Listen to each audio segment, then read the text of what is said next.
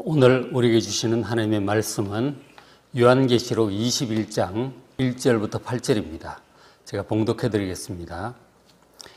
또 내가 새하늘과 새 땅을 보니 처음 하늘과 처음 땅이 없어졌고 바다도 다시 있지 않더라.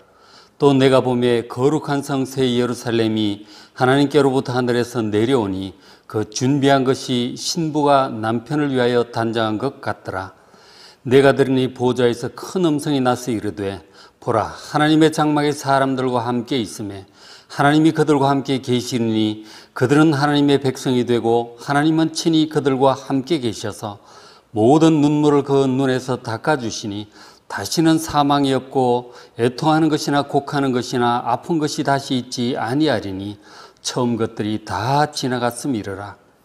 보좌에 앉으신 이가 이르시되 보라, 내가 만물을 새롭게 하노라 하시고 또 이르시되 이 말은 신실하고 참되니 기록하라 하시고 또 내게 말씀하시되 이루었도다. 나는 알파와 오메가요 처음과 마지막이라. 내가 생명수 샘물을 목마른 자에게 값없이 주리니 이기는 자는 이것들을 상속으로 받으리라. 나는 그의 하나님이 되고 그는 내 아들이 되리라. 그러나 두려워하는 자들과 믿지 아니하는 자들과 흉악한 자들과 살인자들과 음행하는 자들과 점술가들과 우상 숭배자들과 거짓말하는 모든 자들은 불과 유황으로 탄 못에 던져지리니 이것이 둘째 사망이라. 아멘. 금방 보신 본문은 성경의 마지막 부분인 요한계시록 21장인데요. 이것은 성경의 첫 부분인 창세기 3장에서 생긴 엄청난 모든 문제들이 종합적으로 다 해결된 그런 모습을 보여주는 곳이에요. 말하자면 성경의 결론인 것입니다. 그런데 문제는 이 성경을 통해서 선포하신 하나님의 이 모든 말씀을 믿고 받아들이느냐 아니면 믿지 않고 거절하느냐 하는 문제가 있습니다. 하나 질문을 드리고 싶은데 여러분은 무엇을 가장 믿습니까? 관찰을 해보면 사람들 중에는 TV나 인터넷 뉴스를 주로 믿고 상황을 판단하는 사람들이 있습니다. 그런가 하면 유명한 학자라 혹은 과거의 고전적인 사상가를 믿는 사람들도 있어요. 그런가 하면 때로는 점쟁이를 상당히 믿는 사람들도 있습니다. 그리고 상당히 많은 사람들은 자신의 경험과 이성적인 판단을 가장 믿으며 그렇게 살아가기도 합니다. 그러나 성도 여러분은 창세기로부터 요한계시록까지 하나님의 모든 말씀을 그 어떤 것보다도 가장 믿는 여러분 되시길 바랍니다. 이 성경의 마지막 결론 부분에 끝부분에 이런 말씀이 있어요. 요한계시록 22장 18절입니다. 내가 이 두루마리 예언의 말씀을 듣는 모든 사람에게 증언하노니 이 두루마리 예언의 말씀은 1차적으로는 요한계시록을 가리키고 있고요. 더 나아가서 성경 전체의 모든 하나님의 말씀을 가리키는 것으로 해석할 수 있을 것입니다. 이 성경 말씀을 읽는 모든 사람에게 증언하노니 만일 누구든지 이것들 외에 더하면 이 성경 말씀 외에 더하면 어떻게 하신다고요? 성경에 기록된 모든 재앙을 그에게 더하실 것이다. 더하지 말라 하는 것입니다. 그런가 하면 또 반대로 누구든지 두루마리 예언의 말씀에서 제하여 버리면 성경 말씀에서 마음에 들지 않는 부분, 내 마음과 맞지 않는 부분을 이것저것 빼버리면 하나님께서 어떻게 하신다고요? 이 두루마리에 기록된 생명나무와 거룩한 성에 참여함, 바로 구원이죠.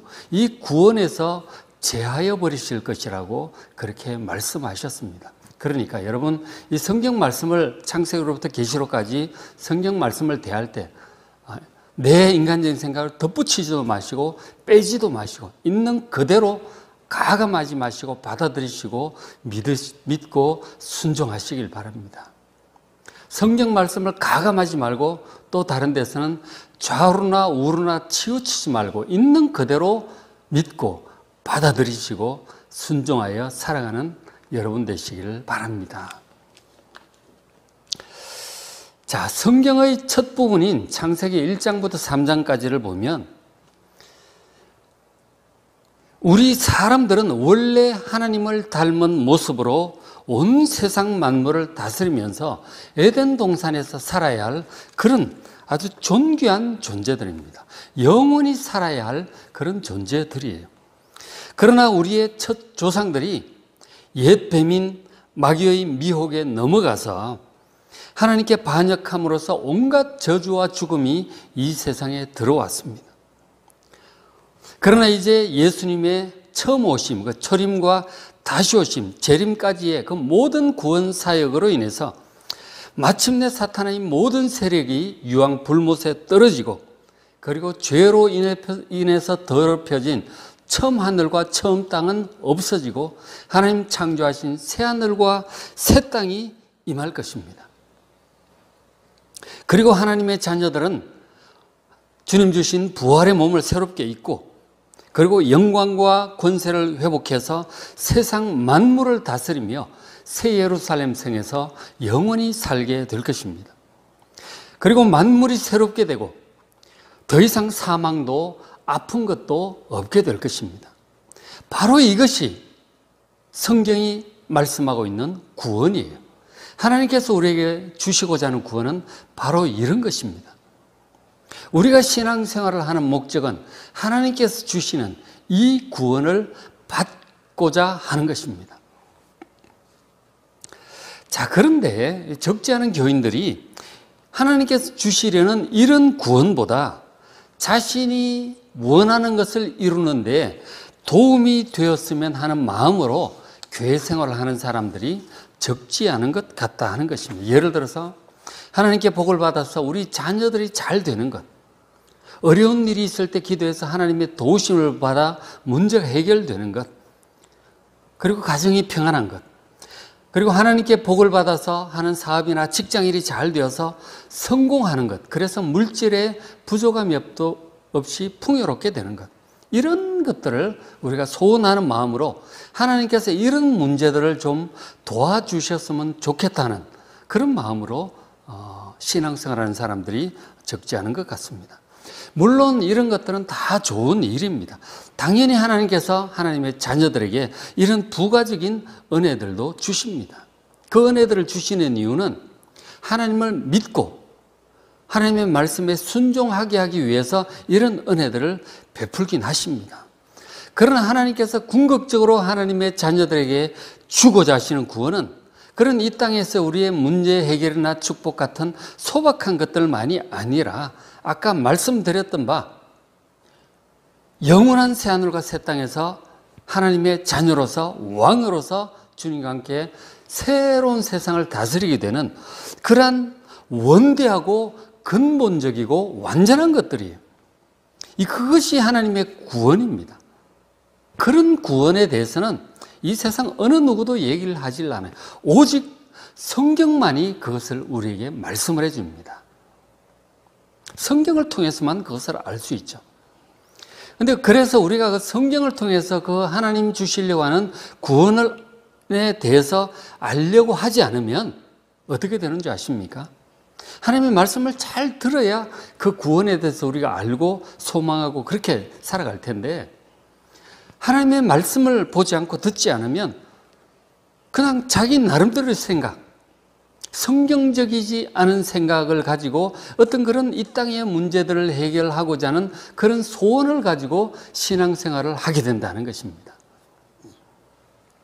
그렇게 되면 하나님께서 주시려고 하는 구원과 이 영원하고 완전한 이 원대한 이 구원을 알려하지 않고 관심 없이 이 땅의 문제들을 해결하는데 도움이 되었으면 좋겠다는 마음으로 신앙생활을 하면 하나님께서 주시는 그 원대한 완벽한 이 큰 구원을 받을 수 없다 하는 것입니다. 그게 문제죠.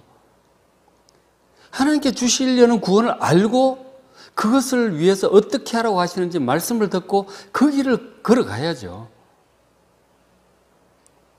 존 버년의 철로역정의 순례자는 그것을 알고 그것을 얻기 위해 간 사람이에요. 그래서 마침내 그 천성에 들어간 사람이란 말이에요. 그런데 그 구원에 대해서 우리가 살고 있는 세상에 대해서 알지 못하고 그저 이 땅의 것들만 불신자로 똑같이 그런 것들만 구하고 가면 하나님께 주시는 구원을 아예 모르기 때문에 받을 수 없을 수도 있는 것입니다. 이것은 작은 문제가 아니죠. 그래서 여러분, 하나님께서 주시려고 하는 구원이 어떤 것인지 알고 그것을 소망하고 그것을 받기 위해서 신앙생활을 하시기 바랍니다. 그래서 그 구원을 알아야 되잖아요.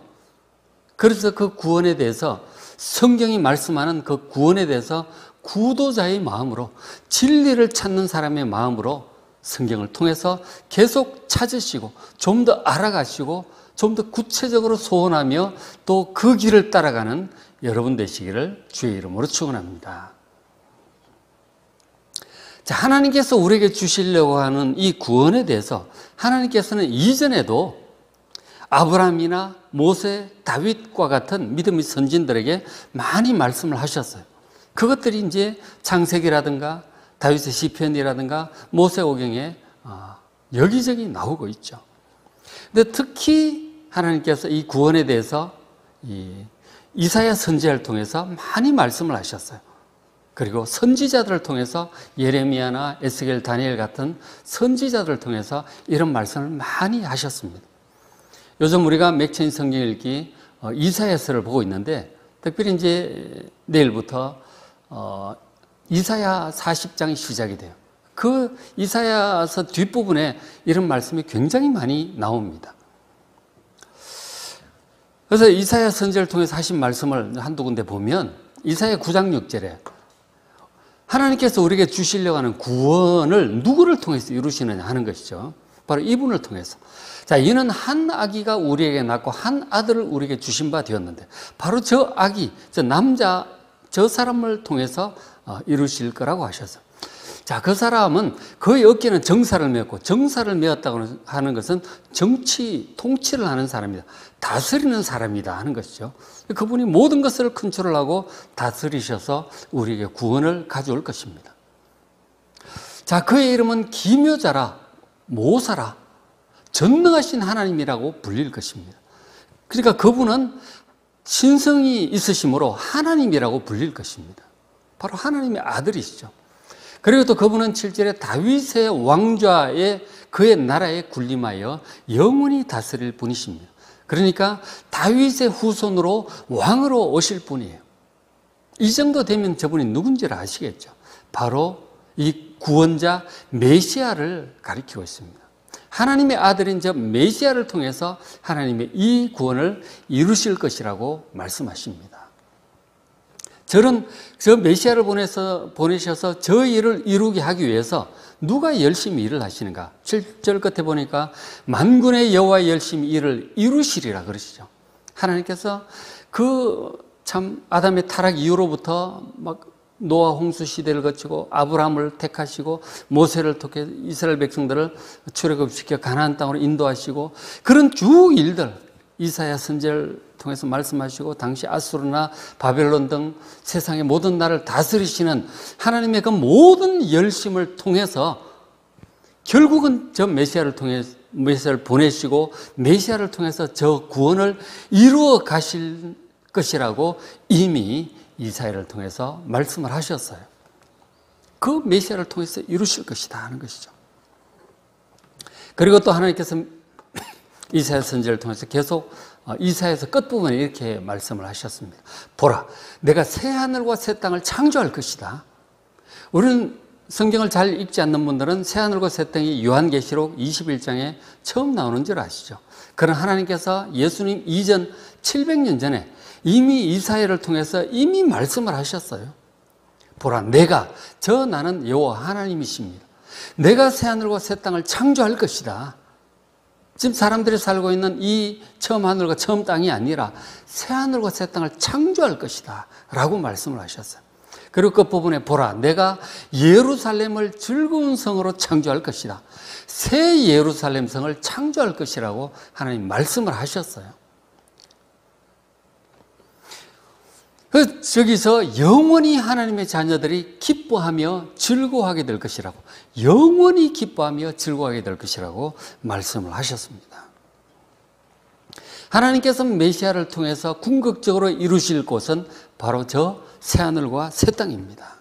그리고 하나님의 자녀들이 거할 곳은 새 예루살렘 성입니다. 그래서 지금 사도 요한도 요한계시록을 읽을 때에 사도 요한도 이사야 선지자들을 통해서 하나님께서 말씀하셨던 저 새하늘과 새 땅을 자기가 환상 가운데 본 것이죠. 하늘이 열리고 그 위가 보인 것입니다. 새하늘과 새 땅, 새 예루살렘 성을 환상으로 보고 좀 더 자세히 본 것이죠. 그 본 것을 지금 요한계시록 21장, 22장 자세히 기록을 한 것입니다. 하나님께서 이사야 선지자를 통해서 미리 말씀하셨던 그 새하늘과 새 땅, 바로 메시아 그리스도 예수를 통해서 이루실 것이라고 하셨는데, 정작 저 메시아가 이 땅에 오셨잖아요. 이사야보다 700년 후에 진짜 오셨어요. 메시아이신 그분이 바로 주 그리스도 예수이십니다. 자, 우리의 구원자 저 새하늘과 새 땅을 이루어 가실 왕으로서 이렇게 이루어 가실 그분이 오셨는데, 그분이 오셔서 하신 일들과 그 말씀들이 사복음서에 자세히 풍부하게 기록이 되어 있습니다. 그래서 예수님께서 오셔서 하신 그 말씀 속에서 예수님이 이루어 가신 이 구원이 어떠한 것인지 제가 몇 군데 소개를 해 드리겠습니다. 자, 먼저 이제 마태복음을 통해서 이제 좀 살펴보면, 자, 마태복음은 예수님께서 이루실 그 나라, 그 하나님의 나라를 천국이라고 그렇게 주로 표현을 했어요. 마태복음 4장 17절에 이때부터 예수께서 비로소 전파에 이르시되, 그러니까 세례 요한에게 세례를 받고 첫 설교를 하셨는데 첫 말씀이 뭐냐면 회개하라 천국이 가까이 왔느니라 하는 말씀이었어요. 천국이 가까이 왔다고 말씀을 하셨어요. 예수님께서 하신 이 말씀은 마태복음 보시면은 주로 천국 얘기를 하셨어요. 23절에 예수께서 온 갈릴리에 두루 다니사 그들의 회당에서 가르치시며 천국 복음을 전파하셨다고 말씀합니다. 저건 이제 마태가 설명을 하고 있는 부분이죠. 예수님께 다니시면서 전하신 그 많은 말씀들을 단어 하나로 요약을 해서 천국 복음이라고 지금 얘기를 하고 있는 것이죠. 예수님께서 하셨던 이 말씀들은 전체적으로 볼 때 천국 복음이다 하는 것이죠. 천국에 대해서 계속 얘기를 하셨던 것이죠. 사람들 생각에 예수님께서 가장 많이 말씀하신 내용, 중요하게 강조하신 내용이 무엇일까라고 물어본다면 어떤 분들은 착하게 살라, 선하게 살라고 말씀하신 거 아닌가? 도덕주의자들은 그렇게 생각할 거예요. 그런가 하면 어떤 사람들은 예수님께서 하나님께서 우리에게 주실 축복에 대해서 많이 말씀하셨다라고 생각할 수 있을 것입니다. 하나님께서 우리에게 마음의 평안과 힘든 자는 내게로 오라, 내가 평안히 쉬게 하리라, 그런 말씀들, 마음의 평안과 그리고 이 땅의 복락에 대해서 말씀하지 축복을 얘기하지 않으셨을까, 그렇게 생각하는 사람도 있고요. 그리고 어떤 사람들은 전도와 선교 그리고 교회 부흥에 대해서 많이 말씀하지 않으셨을까, 근데 그런 얘기들 합니다. 물론 그런 얘기를 다 하셨죠. 그런가 하면 또 어떤 분들은 성령에 대해서 많이 말씀하지 않으신가, 근데 그런 얘기도 하겠죠. 자, 그러나 지금 마태는 얘기를 하고 있는 거죠. 예수님께서 가장 강조한 내용은 천국이다 하는 것입니다. 실제로 여러분 제 이 얘기를 듣고 마태복음 1장부터 28장 한번 쭉 스킵을 해 보십시오. 그러면 천국에 대한 얘기를 그렇게 많이 말씀을 하셨어요. 진짜로 천국 복음이 맞아요. 그러니까 어떤 사람이 천국에 들어갈 것인가, 그 얘기를 많이 말씀하셨고요. 그런가 하면 어떤 자가 천국에서 많은 상급을 받고 큰 자가 될 것인가, 그 얘기도 많이 하셨습니다. 천국에서 상급, 그 얘기 많이 하셨습니다. 우리가 이 땅에서 큰 자가 되기를 다 노력을 하는데, 여러분 천국에서 큰 자가 되려면 어떻게 해야 될 것인가? 천국에서 큰 자가 되고자 하는 그런 소원을 여러분 얼마나 가지고 있습니까? 예수님은 천국의 상급과 천국에서의 소유와 천국에서의 큰 자에 대해서 많이 말씀하셨어요. 어떻게 해야 되는지를 가르쳐 주셨다니까요. 그리고 동시에 또 예수님께서 지옥에 대해서도 많이 말씀하셨어요. 이 공관복음서에 지옥에 대한 말씀을 많이 하셨어요. 천국에 들어가지 못하는 자는 지옥으로 떨어질 것입니다. 거기는 불도 꺼지지 않고 거긴 절대로 들어가서는 안 된다고 얼마나 많이 말씀하셨는지 몰라요. 어떻게 하는 자가 지옥에 들어가는지도 얘기를 하셨어요. 어떻게 해야 되는 천국에 들어가는가, 어떻게 하면 지옥에 떨어지는가, 그 얘기를 많이 말씀하셨다니까요. 여러분, 예수님께 직접 하신 말씀에 좀 더 귀를 기울이시길 바랍니다. 어떤 분들은 예수 믿으면 천국 간다, 교회 다니면 천국 간다, 아주 너무나 간단하게 생각을 해요. 그렇게 간단한 게 아니에요. 예수님께서 하신 말씀을 직접 눈으로 확인해 보시길 바랍니다.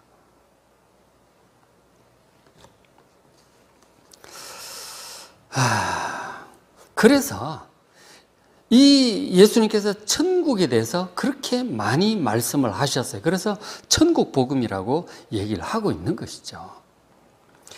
자, 그런가 하면 여러분 또 복음서를 계속 이제 보면 마가복음과 누가복음에서는 이 천국을 다른 단어를 써서 표현을 해요. 뭔지 아십니까? 바로 하나님의 나라라고 표현을 합니다. 근데 여기 얘기하기 전에 제가 먼저 얘기를 해야 될 게 있네요. 이 천국에 대해 조금 더 얘기를 해야 되겠는데, 이 천국을 순수한 우리말로 풀면 뭐가 됩니까? 바로 하늘나라예요. 하늘천자, 나라국자니까 하늘나라입니다. 그러니까 예수님께서 하신 천국 복음은 땅의 나라가 아닌 바로 하늘나라에 대해서 얘기를 하셨어요. 그 하늘나라 얘기를 많이 하셨다니까요.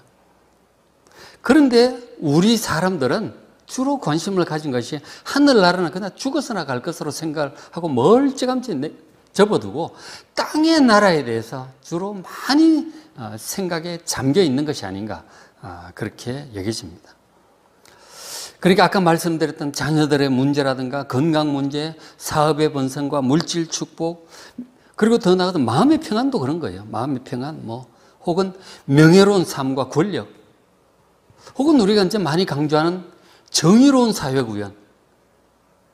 그것도 우리 정의로운 사회를 구현하는 것이 바로 그게 하나님의 나라를 이 땅에 임하게 하는 것이 아닌가라고 생각을 하는 경우가 많죠. 자유주의 신학 쪽에서 그런 것들을 많이 강조를 하죠. 정의로운 사회 구현.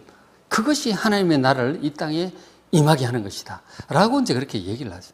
그러나 여러분 가만히 정직하게 생각해 보십시오. 그것은 결국 이 땅의 나라의 문제예요. 잘 생각해 보십시오. 그 모든 것들이 다 이 땅에 속한 문제들이다 하는 것입니다. 과연 예수님께서 말씀하신 그 하늘나라의 정의인가? 하늘나라의 법도인가? 그런 것들을 생각해 보시길 바랍니다. 우리의 자녀들이 합격을 하고 좋은 직장을 가고 물질을 벌고 안정된 생활을 하고 마음이 평안하고 이런 문제가 지금 하늘나라에서 문제인 것 같습니까, 여러분? 한번 잘 생각해 보시길 바랍니다.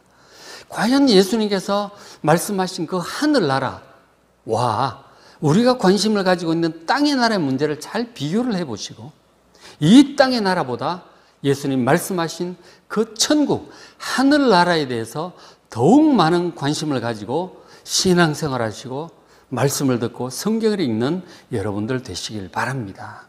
하늘나라에 대해서 좀 더 아셔야 돼요. 예수님 말씀하신 하늘나라가 어떤 나라일까? 그것이 바른 신앙이고 성경적인 신앙입니다. 자, 그 다음에 이제 이어서 또 마태복음, 마가복음 얘기를 좀 더 합니다.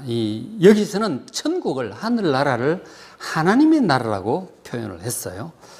아마도 예수님께서 하늘나라라고도 하시고 하나님 나라라고도 하시고 두 가지 단어를 번갈아 쓰셨을 것입니다. 보시면 마가복음 1장 15절에 그렇게 쓰고 있죠. 이르시되 때가 찼고 하나님의 나라가 가까이 왔으니 회개하고 복음을 믿으라. 하늘나라가 아니고 여기 하나님 나라라고 예수님 표현을 하고 있죠. 자, 그 다음에 이제 누가복음 4장 43절에도 예수께서 이르시되 내가 다른 동네들에도 하나님의 나라 복음을 전해야 되겠다. 내가 이것을 위해서 보내심을 받았다. 바로 하나님의 나라 복음이죠. 천국 복음을 예수님께서 하나님의 나라의 복음이라고도 그렇게 표현을 하셨어요. 자, 하나님의 나라는 지금 우리 사람들이 이루어가고 있는 이 세상 나라와 달라요. 그죠? 이 세상 나라가 아닙니다. 지금 세상에서는 미국의 힘이 막강하죠. 그리고 중국도 영향력을 확대해 가고 있습니다. 자, 그런데 이런 강력한 세상 나라들은 이 다니엘서와 요한계시록에 따르면 이게 어떻게 표현되는지 아십니까? 다니엘 7장 17절 보시면 그 내 큰 짐승은 세상에 일어날 내 왕이다, 그렇게 표현을 해요. 그러니까 당시 가장 강력했던 나라들, 바벨론이라든가 페르시아라든가 뭐 헬라 제국, 로마 제국 이런 나라들을 가리키고 있죠. 그 나라들을 지금 성령께서는 짐승이라고 큰 짐승이라고 표현하고 있는 것입니다. 그러니까 이 세상 나라들은 짐승과 같아요. 잘 생각해 보시면 약육강식이 지배하는 논리가 지배하는 이 나라들이에요. 힘 있는 자들은 사정없이 정복하고 밟죠.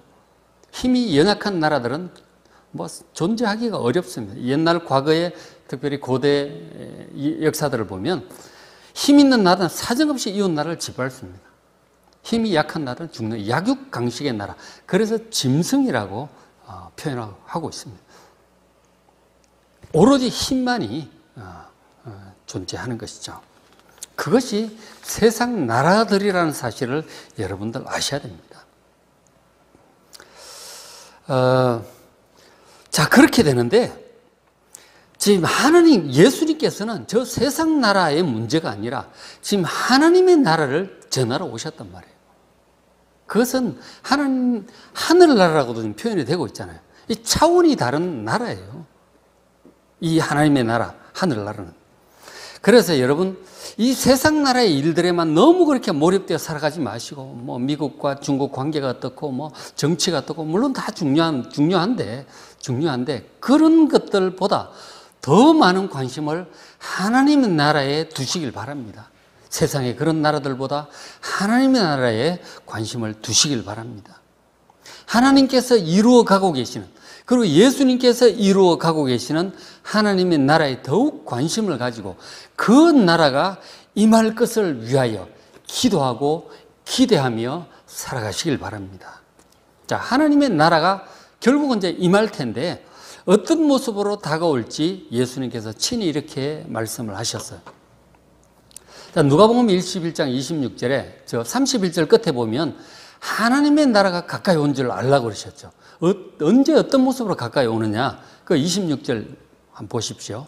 사람들이 세상에 임할 일을 생각하고 무서워하고 기절하리니 이는 하늘의 권능들이 흔들리겠습니다. 하늘의 어떤 질서들이 막 다 흔들린다고 하는 것이죠.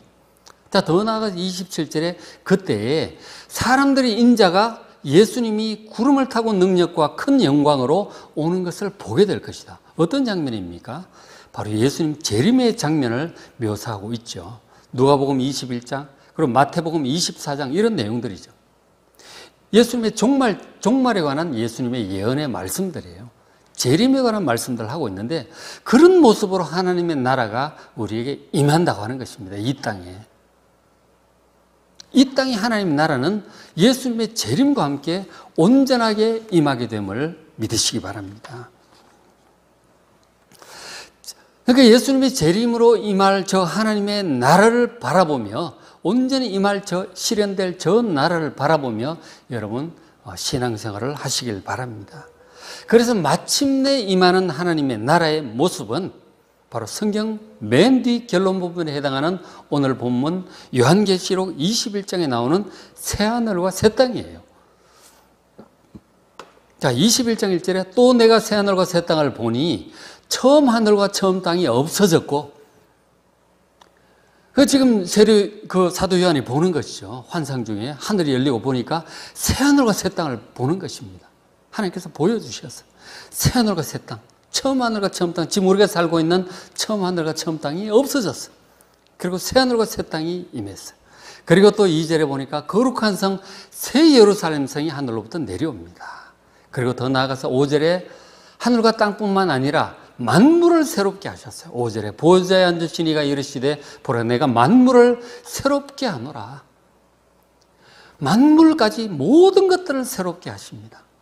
저 새하늘과 새 땅에 대해서 이사야 선지자도 종종 많은 말씀을 이렇게 했어요.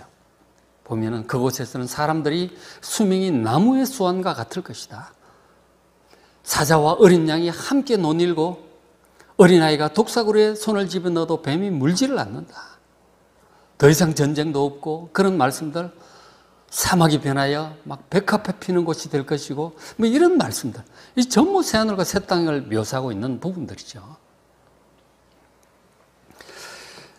그래서 이 새하늘과 새 땅, 그 메시아이신 예수님께서 다시 오실 때 저 새하늘과 새 땅은 완성될 것입니다. 그리고 우리가 거할 것은 우리의 조상 아담과 하와가 거했던 대저택인 에덴 동산보다 더 좋은 곳인 새 예루살렘 성이 될 것입니다. 자, 저것을 소망하며 살아가는 여러분 되시길 바랍니다. 그것이 바른 신앙이에요. 성경적인 신앙입니다. 이사야도 저것을 소망하며 살았고 사도들도 저것을 소망하며 살았고 예수님도 저 말씀을 주로 하셨고 사도 요한도 요한계시록을 쓰면서 저 환상을 보면서 저것을 더욱 소망하며 살아가라고 1세기 당시에 박해당하던 성도들에게 그렇게 요한계시록을 써서 보냈던 것입니다. 자, 그런데 우리가 정말 꼭 기억을 해야 될 것이 하나 있습니다. 그것은 저 새하늘과 새 땅에 아무나 들어가는 것이 아니다 하는 것입니다. 들어가는 자가 있고 들어가지 못할 자가 있습니다.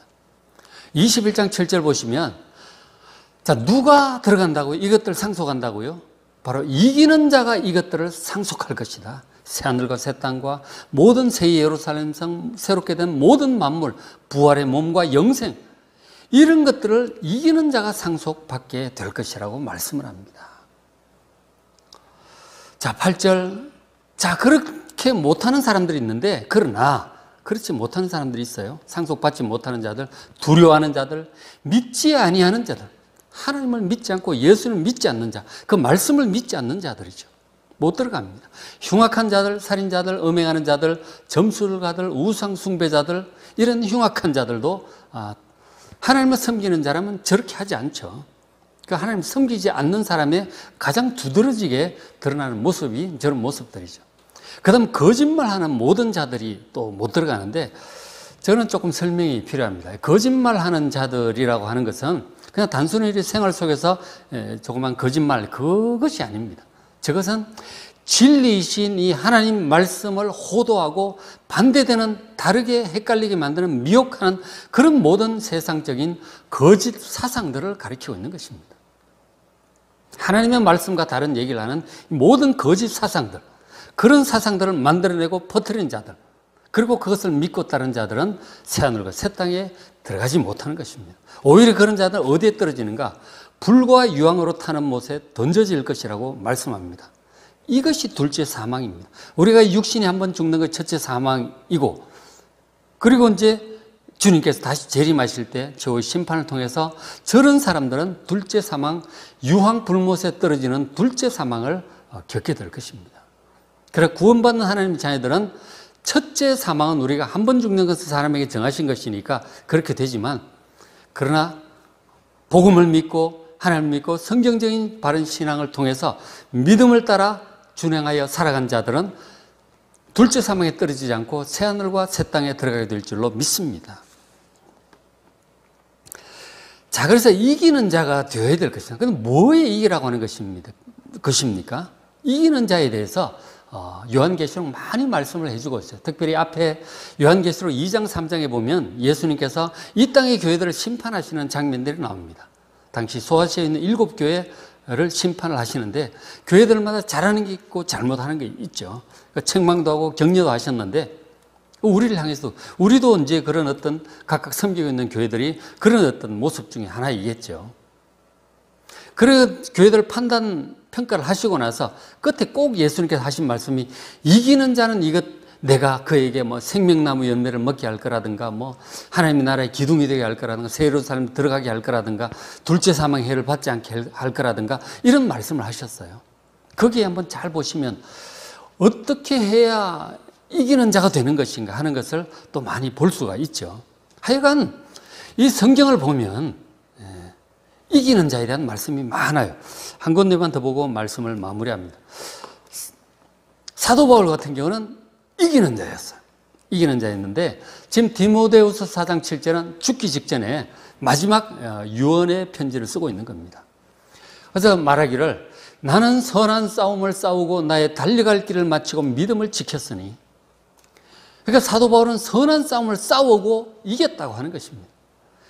악한 싸움도 있고 선한 싸움도 있어요. 하나님 말씀에 합당한 그 말씀을 지키기 위해서, 사명을 감당하기 위해서 싸우는 싸움이 선한 싸움이죠. 그러나 인간적인 욕심과 더러운 이 욕심들, 세상적인 욕심들, 하나님 말씀과 상관없는 그런 싸움들, 그런 것들은 선한 싸움이 아니겠죠.